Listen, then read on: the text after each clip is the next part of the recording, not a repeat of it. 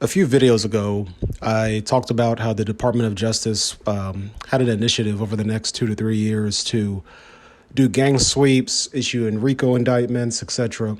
Well, today we have an event that occurred around December the 20th where 14 men who are accused to be in the Sauce Factory gang indicted on drug trafficking and firearm violations. Now, I'm a big proponent of due process. I do believe in innocent until proven guilty.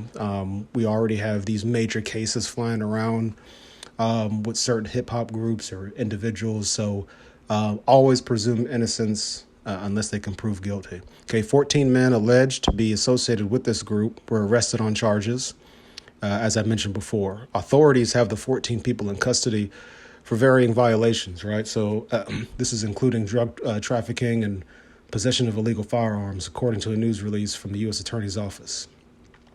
Now, in another video, previous video, I talked about crime stats in the city of Houston at a high level, and we talked about how certain crimes are on the rise in the city of Houston. But if you want to check that out, you could just click back. I'll try to maybe link it somehow in the video. I'll just be patient with me, guys. I'm also learning. But Houston residents that were taken into custody, I'll just list off their names. I'll just skip the ages. Anthony Ketchum, Anthony Hopkins, Brennan Milson, Hassani Mills, Jalen Pinson, Josue Rodriguez, Keith Moore, Michael Henry, Miles Smith, Robert Thomas, Sterling Brumnett, Titus Basie, Torrey White, right? And then there was another gentleman by the name of Julian Herrera, who was involved in the new charges set, but was already in custody on a related case. So Thomas and Rodriguez were not included in the meth-related charges, but it should be known that they do face firearm-related accusations.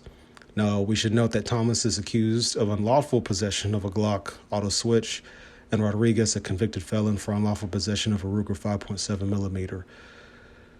Now, gun violence in the city of Houston, unfortunately, it's somewhat on the rise. But the new wave occurring in the city is Glock switches, right?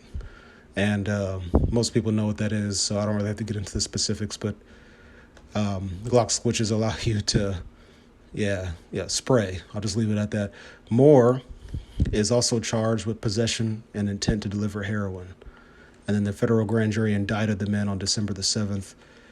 And this was led by the FBI and the HPD, or Houston Police Department. So something that's really important, guys, is to note that don't be surprised if over the next 1 to 2 years you continue to see rolling gang sweeps throughout the city, just because of the Department of Justice stepping in. And I would call it a effort to curb the crime or to prevent it from spinning out of control like we see in some other cities. So that I think that this is more preventative because they see the data, they see the people moving to the city, they see the population growing, they see development happening, and you're also seeing gentrification have an effect on lower income neighborhoods, right? So I think over the next 10, 15, 20 years, the city of Houston will evolve, in ways that, none of us can really forecast, maybe at best. It's the Bayou City Report. I'm out.